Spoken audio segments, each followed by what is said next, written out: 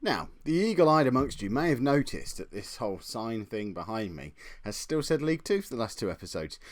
I'm hoping, fingers crossed, that future Kev, lazy future Kev, has got his act together and changed it. But unfortunately, there's just no way for me to turn my head and check. So we'll assume he's done it, and if not, he deserves abuse in the comments.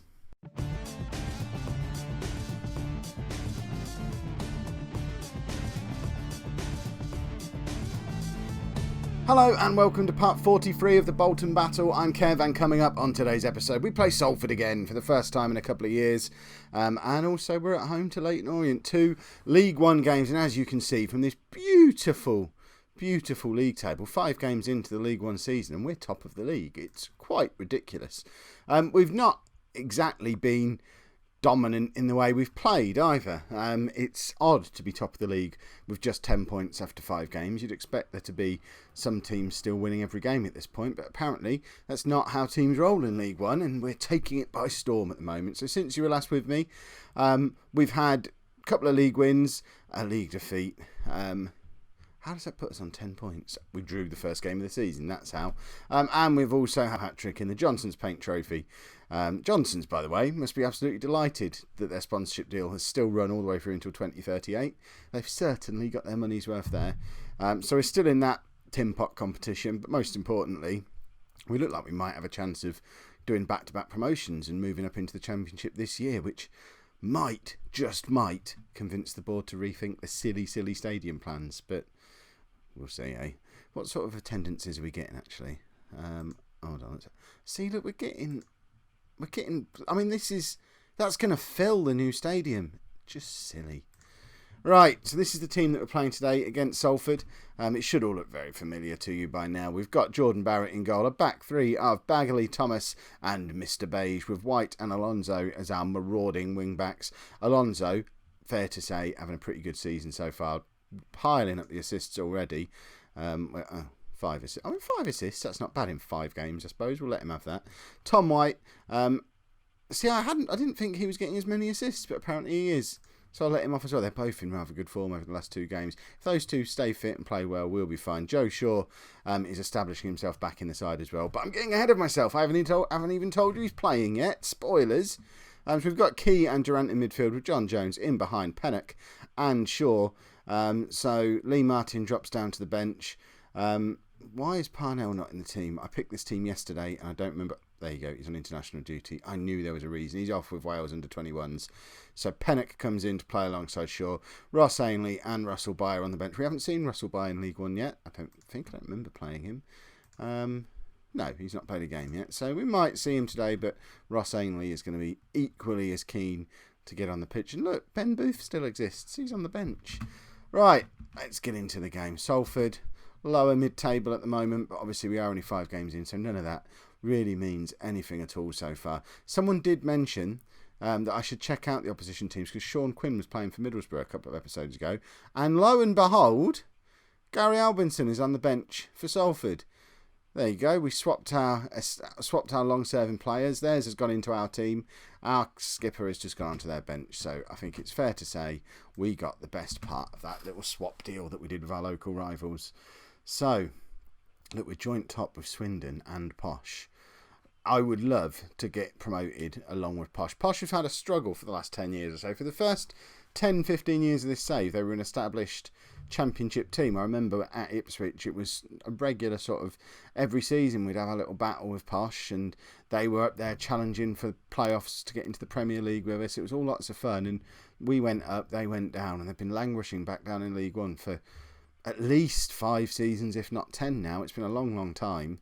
Obviously I want us to go up as champions, but it would please me greatly to have Posh go up with us. Look at me talking about going up as champions. We've just got promoted. If we can sneak into the playoffs, that would be amazing. Look, we've dropped down to 5th already. It's too early to be looking at the league table. Who was looking at the league table? Not impressed. Right, Tom White with the cross. Alonso, why our right back was coming in on the near post, I have no idea. It puts us back top of the league again. Don't look at the league table. But we're 1-0 up after half an hour, and let's try and work out why Alonso was the man on the near post for Tom White's cross, because I'm fairly sure, according to our detailed tactical instructions, that's not where he's supposed to be standing. So it's a throw on. Tom White crosses in, and I mean, yeah, he's on the near post, but there are 5 players nearer to White. I guess he is the furthest player across that side of the pitch. So you could argue, technically, still cutting in off the wing, but when you're that far over, it's a good job we didn't lose the ball and they got a break on down our right-hand side, because we would be ruined. Durant to John Jones. Oh, we thought, I don't even know who that was. Was that Pennock forcing a save out of the Salford keeper? That all happened very quickly. Hectic in the box. And look at that, fullbacks combining again. I love a fullback. That must be the sentence I've said more than any other over the course of the 20-odd years of this save. I do love a fullback. I've spent so much money on them over the years. We've got low knees at the moment, but if we get promoted and we get a bit of money, I'd love to bring them both in permanently. Never going to happen. But one of them's at Man United and one of them cost Huddersfield £400,000. So the chances of us either getting any of them permanently, sentences, not my strong point today, it seems. We've been doing this for 9 months now. It's tiring. Can't string my words together anymore. Perhaps I need a break. Should we get promoted and then I'll have a week off? I'm going to have a week off. Weeks off are for losers. And you can quote that at me as and when I try and have a week off at some point. Right, we are starting to think in terms of some substitutions. Albinson hasn't come on. They've made their 3 subs. That's a bit of a shame. Would have been nice to see him. Not just because it would have been nice to see our strikers prance past him the way we've seen strikers do to him so many times before. Right, we are going to bring on Ross Ainley. He's going to come on for Pennock. And then I think we'll have another look at Alan Mitchell, because I've still not made my mind up about him. I have lost the ability to speak. I don't understand. I had a day off of doing an episode yesterday as well. Did my 2 back-to-back. You'd think I'd have rested my speaking and be ready to fire on all cylinders, but clearly I've got out of form and I need to get myself back up to match speaking fitness. We should. Why don't I put a second centre-back on the bench? We have more centre-backs on the pitch than anyone else, and I only ever have one of them as a sub. It's just poor management. Let's bring on Lee Martin for Connor Key. Bring our skipper on for the last 10 minutes, hopefully to just get in there, crunch a few tackles in and hold on for the win, because we are making quite hard work of it. Durant with the corner, it's cleared, and here's that break that we were afraid of, but luckily looks like our strikers are... but Alonso came charging across. I guess he had to do it, but they did have a player running in at the far post, and if their player had spotted him, we'd have been in trouble. Luckily, he was a glory hunting monster, took a shot, and it was rubbish, so we're fine. Right, we just need to hold on, because as it stands at the moment, Swindon are dropping points, and we are going to be level on points at the top with Posh, and they really... Salford need to learn to shoot straight, because that was just poor. But who cares, because we've picked up another 3 points. It's one step... We've only got to avoid relegation this season. That's all the board have asked from us. We will have a quick look, actually, because I'm interested, and I haven't looked. It's season preview that I want. I want to see where we're predicted to finish. Yeah, 19th.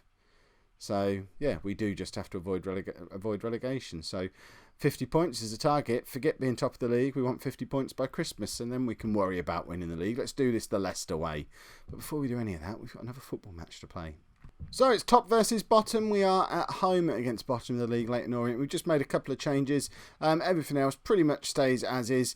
Gareth Thomas comes in for Mr. Beige. Lee Martin comes in for Connor Key, and Parnell comes back into the side at the expense of Wayne Pennock. Mainly because they're the positions where I haven't really made my mind up yet. Well, I think I've made up my mind that's my strike partnership, but Parnell was obviously on international duty, so couldn't play in the last game. I don't know who I like more out of Martin and Key, so I'm letting them two battle it out. Likewise with Thomas and Mr. Beige. So there's battles at the moment. I like a good battle. Semedo getting closer and closer and closer to being fit. I've never known anyone take this long to get match fit. I guess he is 29 years old.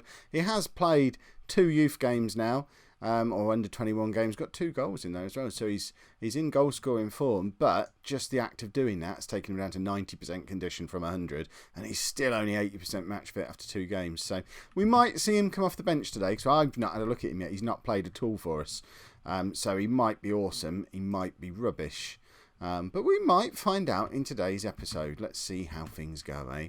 I've done it again and not looked at the Orient team, so I don't know if there's any of our former heroes turning out for them, let's face it, why would they be at the bottom of the table team, eh? They're better than that, surely, even the ones we had in the conference. Oh, I'm going to regret comments like that when it all goes wrong. Shaw was in there. Cross comes in from White. We're moving the ball around so fast I can't keep up. White crosses again and it's intercepted by their keeper. Posh have gone top of the league. And as much as I like seeing Posh top of the league, I'd kind of like us to leapfrog back above them and let's just have the two of us run away with it. That will be fun. Alonso crosses into Shaw, puts us 1-0 up after less than 3 minutes, and that should put us back to the top again. There we go. See? Battling with Posh also. I would love that to be the story of this season. It isn't going to happen. One of us or both of us will fall away. You know what it's like with early pace setters, but it's good fun at the moment. It's given me a fun little narrative to accompany my first season in League One in FM16, because as you'll know from watching this series, and this is the only real game of FM16 I've had running since I got it. It's been a couple that I've streamed, but they never really made it past a season if they got that far. So I'm not managing League One at all. I haven't managed Posh at all on FM16. I need to do a Posh save. We need to get Bolton up to the Premier League quick, and then David needs to resign and go and finish off FM16 at Posh, I think, regardless of where they are. Forget realism or any of that nonsense we started out with 9 months ago. I want to manage my own team, just for a little while. Right, 1-0 up at half-time. Everything seems to be going perfectly acceptably. I would like another couple of goals. We had that 6-goal extravaganza yesterday. I'd like another one of those. But a couple of 1-0 wins, it's not the sort of thing you expect from Bolton. We're not usually neat and tidy at the back, but we have got the 2 new centre-backs in, and, that might be how they roll. But come on, let's have another couple of goals. We'll bring Semedo on in a minute. Give Parnell another 5 minutes, maybe. And then we're going to have a look at Semedo. Shaw's in again and really should have scored. That's not gone down as a clear-cut chance. To me, he's just missed an absolute sitter. And I think we are going to have a look at Semedo a little bit earlier than my normal substitution, because I want to give him time to do something. So there we go. De Barros Semedo. Needs a nickname because that's too long, unless I just call him Semedo. Right, let's make another sub at our usual juncture, because I think bad things would happen if I didn't. Mr. Beige is going to come on for Bagley. And we'll leave it like that for now. There you go. Mr. Beige and Gareth Thomas both on the pitch at the same time. That's not happened yet this season, I don't think. Alonso with a cross. It eludes Shaw, but comes back to White. Semedo was in there, didn't get onto the end of it. Alonso tries to find him now. Come on, I want to see Semedo get a goal. He's in there. There you go. That must be his first touch in a Bolton Wanderers shirt. He's been on the pitch less than 10 minutes. And that was a nice little tidy finish from a good cross from Tom White. I think it was from Tom White.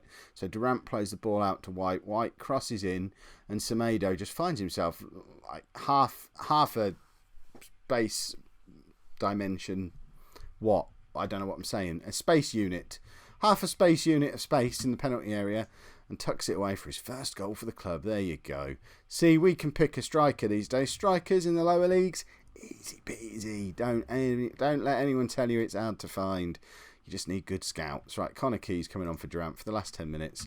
And we'll just see this game out now. We've got another good striker to try and get into the mix. Perhaps Joe Shaw's days are numbered, because he is 32 now. And Russell Bye still hasn't been seen in a Bolton shirt yet this season. Where is Russell Bye? Oh, he's on the bench today, I think. Or it might have been Ainley. Where's Russell Bye? What have you done with him? There you go. 2-0. Still level on points with Posh at the top of the league. This has been a far better start to the season than I ever could have hoped for. If you've enjoyed today's episode, make sure you pop a like on there for me. Subscribe to the channel if you'd like to see more. And thank you very much for watching.